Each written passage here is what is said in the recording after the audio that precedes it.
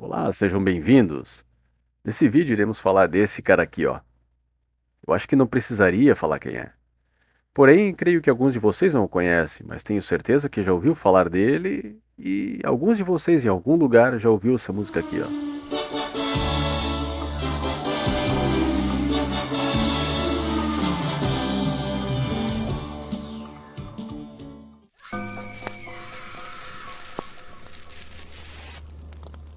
Ayrton Senna nasceu em São Paulo, Brasil. Mais especificamente na cidade de São Paulo.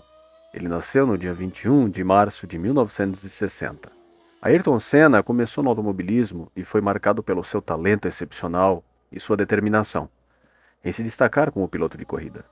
A paixão de Senna pelo automobilismo começou no kart, uma forma de automobilismo mais acessível e que muitos pilotos profissionais começam a praticar desde tenra idade. Ele começou a correr de kart aos 4 anos de idade, competindo em pistas locais em São Paulo. Seu talento rapidamente se tornou evidente e ele ganhou vários campeonatos regionais e nacionais de kart. Com o objetivo de progredir em sua carreira, Senna e sua família tomaram a decisão de se mudar para a Europa.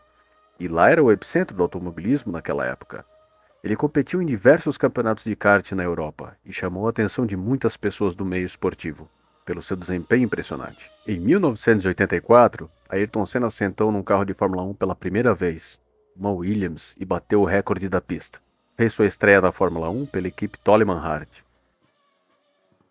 Mesmo com um carro medíocre em relação aos concorrentes, Senna demonstrou sua habilidade em condições difíceis e desafiadoras, principalmente na chuva. Sua corrida no Grande Prêmio de Mônaco em 1984, sob chuva intensa, ficou particularmente famosa, onde ele chegou em segundo lugar, e chegou somente em segundo lugar porque havia pessoas muito poderosas nos bastidores manipulando a corrida, para que o francês Alain Prost ganhasse. Pois na chuva, meu amigo, não tinha para ninguém se Senna estivesse correndo. Tudo isso parece demais, né?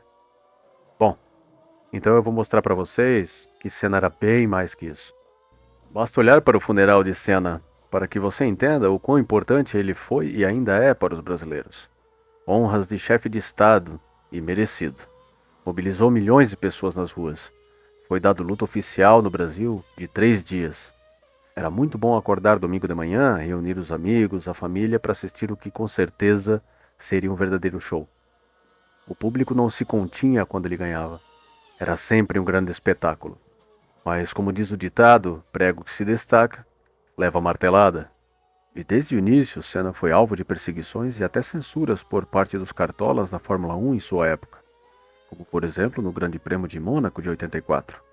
Esse mundo dos esportes de alto rendimento e amplamente televisionados movimentam muita grana, coisas que nem sequer passam por nossas cabeças. Muita coisa acontece, muita manipulação de resultados e às vezes de formas bem obscuras que talvez jamais saibamos. Vamos então para o fim de semana macabro do Grande Prêmio de Imola de Fórmula 1 de 1994. Claro que tiveram muitos acidentes ao longo da história da Fórmula 1, como Ricardo Paletti, Didier Pironi, Hélio De Angelis, Martin Donnelly, entre outros. Treinos de sexta-feira, Rubens Barrichello se acidenta de forma brutal, uma batida muito severa, resultando em 90 Gs. Esse acidente causou muito incômodo aos pilotos e ao pessoal da equipe também nesse dia. No treino classificatório de sábado, Roland Ratzenberger se chocou contra um muro de proteção de concreto a uma velocidade muito alta, perto dos 300 km por hora, causando óbito ainda na pista. E aí, mais uma vez, vemos que o dinheiro e o poder falam mais alto. Pouco importa para os cartolas a vida do piloto ou de quem quer que seja. Claro que os pilotos e suas famílias assinam um contrato de autorização para decretar suas mortes fora do circuito, caso haja fatalidade na pista. Agora o clima fica ainda muito mais pesado. Para todos, pilotos, mecânicos, dirigentes de equipes, chegou o dia da corrida. Senna, como era de costume, na pole position. Era dada a largada do Grande Prêmio de Imola de 1994, onde outro aviso era dado com o acidente de Pedro Lamy e JJ Leto. Leto estava com o motor apagado e parado na largada, e Pedro Lamy, saindo da 11ª fila, encheu a traseira do carro de Leto, causando um grave acidente, onde até espectadores foram feridos com gravidade devido ao pneu e peças do carro que foram arremessados contra a arquibancada. Após 6 voltas com o safety car, é dada a relargada. Senna em primeiro, seguido por Schumacher. Aproximam-se da reta dos boxes e a curva Tamburello.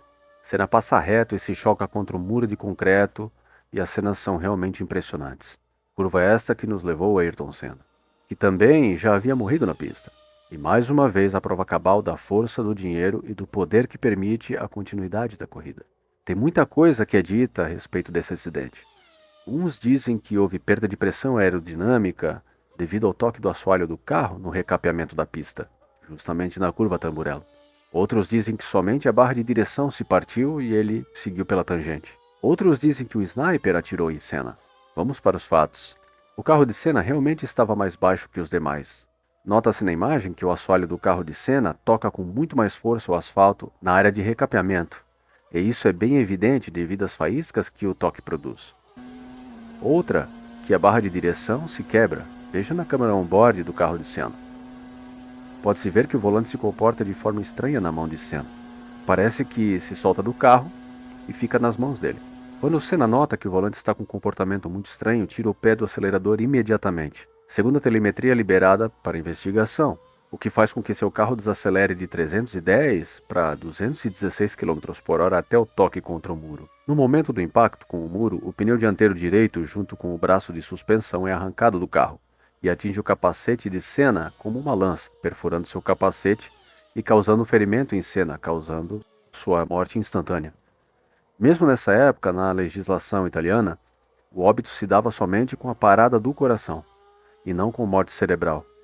Fala sério, vou abordar aqui algo que eu nunca vi nem ouvi em lugar algum, e que parece realmente teoria da conspiração, mas para mim, tecnicamente, parece bem mais plausível. Antes vamos às alterações feitas após a morte de Senna. Proteção com uma elevação lateral do cockpit na altura da cabeça do piloto. Os recapes no asfalto não podem ser feitos dentro de nenhuma curva. Tem que começar antes e terminar bem após a curva, para que não tenha aquele ressalto no meio do caminho. Os pneus dianteiros são presos com um cabo de aço, para que quando algum acidente aconteça, o pneu e braços de suspensão não vão contra a cabeça do piloto ou contra nenhum outro participante do evento, nem a arquibancada, evitando o que aconteceu no 1º de maio de 94. Limites de altura do assoalho do carro aumentam um pouquinho, para evitar a perda de controle caso o assoalho toque o solo. Essas mudanças foram feitas, pois foram levadas em consideração no acidente de Senna. Mas será que isso foi só precaução ou foram causas do acidente de Senna? Agora, o possível motivo do acidente de Senna. Eu penso que alguém não queria que ele ganhasse a corrida. Ou o campeonato. Vocês se lembram da corrida que Rubinho Barrichello deixou Schumacher passar? E gerou até aquela famosa frase: "Hoje não! Hoje não! Hoje sim!" Estão lembrados disso? Isso não é novidade na Fórmula 1. Então eu não duvido que alguém tenha sabotado Senna ali. Eu não duvido de pessoas poderosas. Eu não duvido do que elas são capazes para lucrar, vencer e até mesmo tirar um oponente do jogo. Veja essa barra de direção aqui do carro do Senna. A ruptura de um tubo de aço aeronáutico. Não parece linear demais? Perfeito demais? Parece até que foi cortada ou o início de um corte foi feito ali. Disseram que a barra foi soldada. Até onde eu sei, qualquer solda é feita com calor, sendo através de indução elétrica ou por fogo, o que causa descoloração do material na área soldada e imperfeições na superfície na área de união. Mesmo que se dê um passe no torno para tirar o cordão de solda, a descoloração vai continuar, não desaparece de forma nenhuma. A Williams utilizava um material menos nobre, era um aço aeronáutico, que atende às especificações técnicas, porém era mais pesado que o titânio. Se o tubo tivesse sofrido ruptura por aplicação de torque, ou seja, girando o volante para um lado e para o outro, direita e esquerda, a aparência da quebra seria essa aqui, ó. E nunca seria totalmente paralelo, independente do material e dureza que fosse usado. O amassado na peça, note, onde está o amassado na outra metade? Ou esse amassado aconteceu antes da solda, ou após ser jogada no chão da pista para apressar o socorro ao Senna. E que eu acho bem improvável amassar esse tanto um volante tão leve e um material tão duro no tubo. Se a quebra tivesse acontecido no impacto, a ruptura com certeza não teria esse aspecto uniforme. Teria cisalhado de forma bem irregular. Isso me pareceu uma sabotagem. Sutil, mas uma sabotagem para que Senna não completasse a corrida. Talvez não houvesse intenção de matá-lo, mas aconteceu. E seja qual for o real motivo, talvez jamais saberemos. Pois infelizmente, pessoas poderosas sempre estarão omitindo o que lhes condena. Grandes empresas, instituições e governos sempre terão um lado obscuro. E sempre vão esconder a verdade. E aí, galera? O que vocês acham que aconteceu de verdade? Até hoje, isso não ficou muito claro. Lógico que tem pessoas de gabarito dizendo que foi aquilo e foi isso e ponto. Mas aí ficou por isso. Até a caixa preta do carro do Senna tem relatos de que ela foi levada para a central da Williams e lá foi alterada, porque foi entregue para a FIA muito tempo depois. Então não é de se duvidar de que houve uma manipulação forçada ali, para que não fossem presos ou não pagassem mais multa, indenizações, enfim. Deixe sua opinião no comentário, galera. É isso aí, galera. Se curtiu o vídeo até aqui, deixa aquele like, inscreva-se no canal e deixo vocês com a última vitória do Senna aqui no Brasil. Aquele abraço e até o próximo Conto da Cripta. Ayrton Senna vem passando, completa 70 voltas, aí vem Senna, é a volta de número 71, aí vem Ayrton Senna, é o Brasil na frente!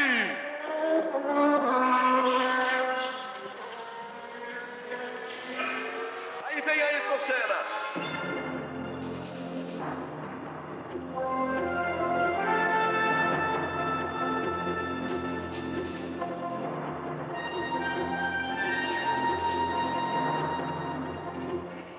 Aí Ayrton Senna na metade da última volta.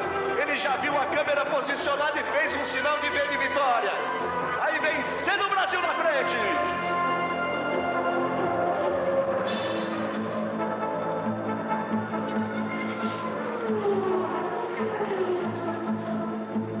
Ayrton Senna está no S.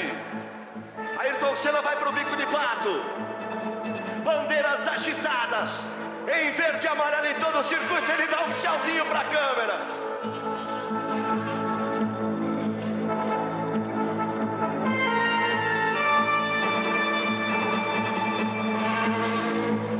Últimas curvas para Ayrton Senna. Ele vem pela subida. Mihail Ridazzi aguarda com a bandeira quadriculada. Aí vem Senna na reta. É o final da prova. Ayrton Senna na ponta dos dedos. Ayrton, Ayrton, Ayrton!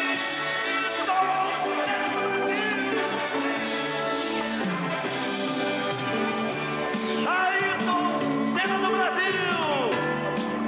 Ele pega a bandeira, repete o ritual. Vai Ayrton Senna, vai a loucura que bancada em Interlagos. A chuva veio na hora certa.